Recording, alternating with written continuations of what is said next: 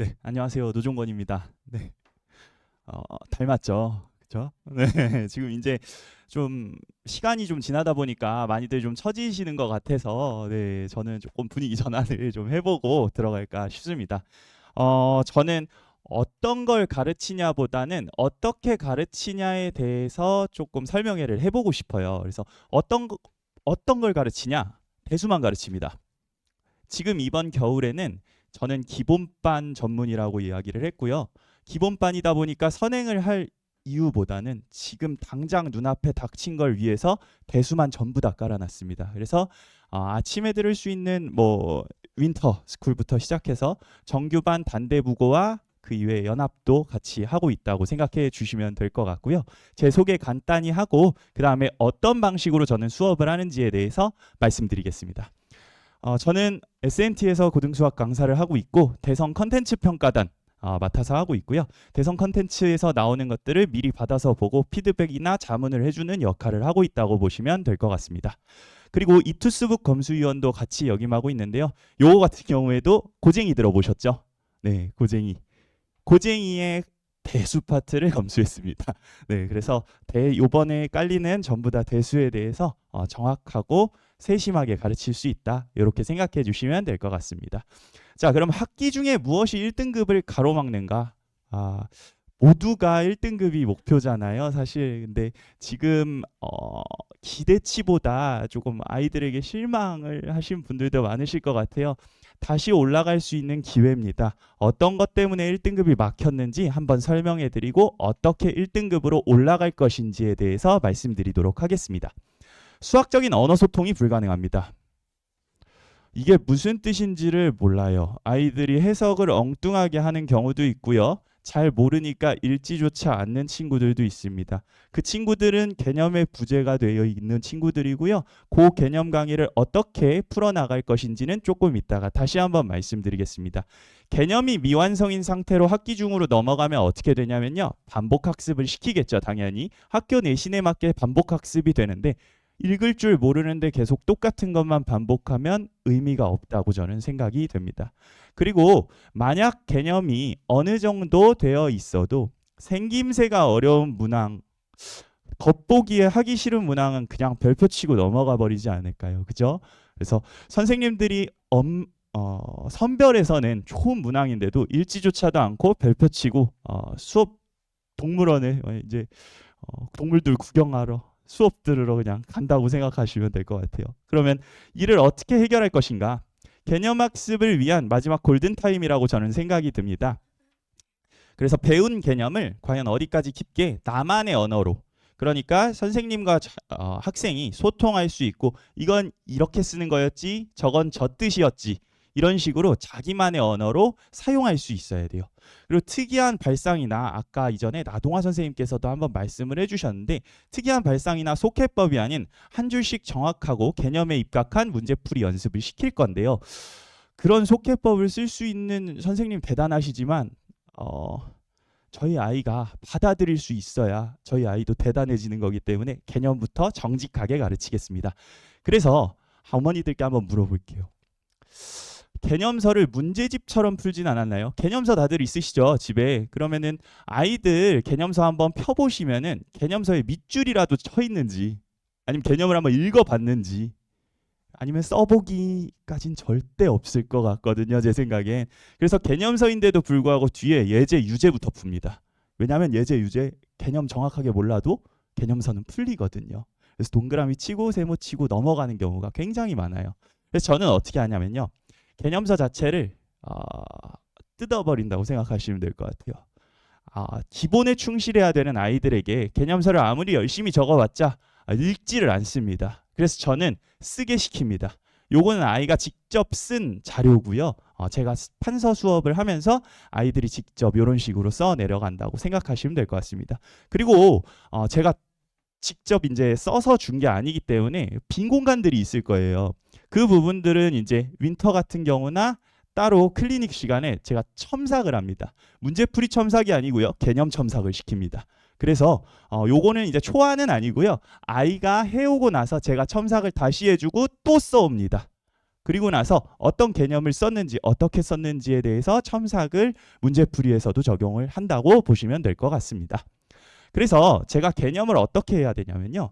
이 다른 말들이 많아요. 배도 여러 뜻이 있듯이 당연히 뭐 무게중심에 대해라는 이야기도 여러 뜻으로 해석할 수 있습니다. 그 뜻을 정확하게 저랑 소통이 가능하게 만드는 역할이 제 역할이라고 생각하시면 될 것 같고요.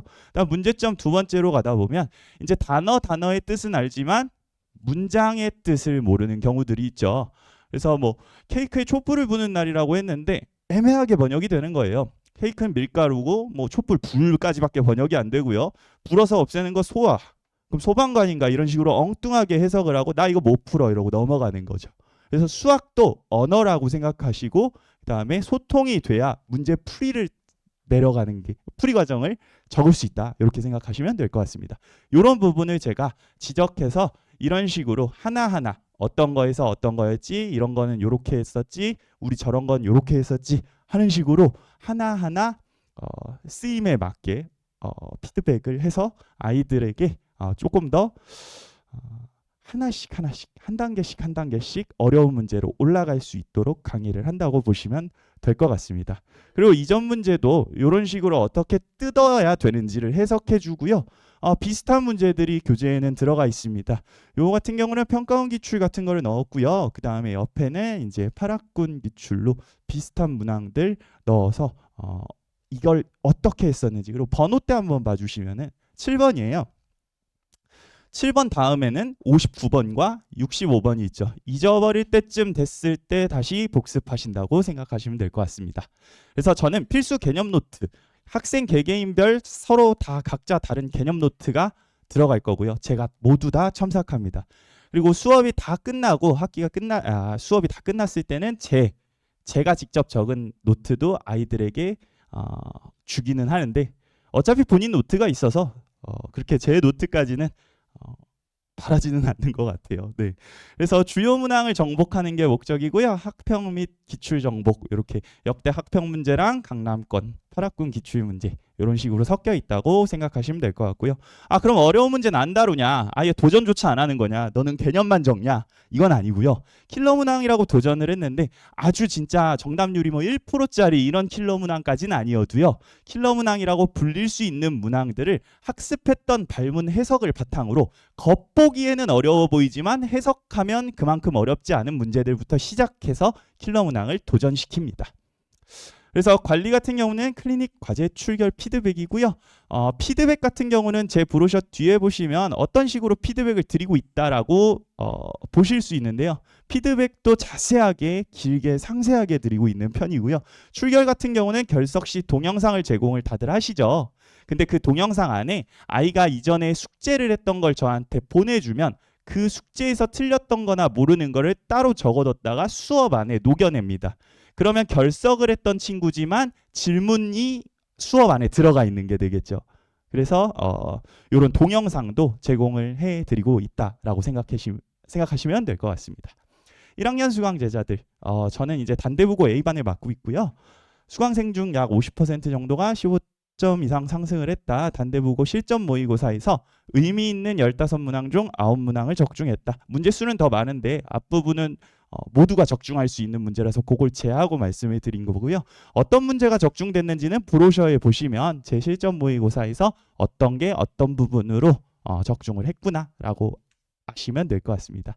그리고 지금 2학년 수강 제자도 40% 정도가 30점 이상 상승을 해줬어요. 그래서 기본반인 만큼 월등한 상승을 시킬 수 있더라고요. 오히려 그래서 그런 부분 조금 참고해서 봐주시면 좋을 것 같습니다.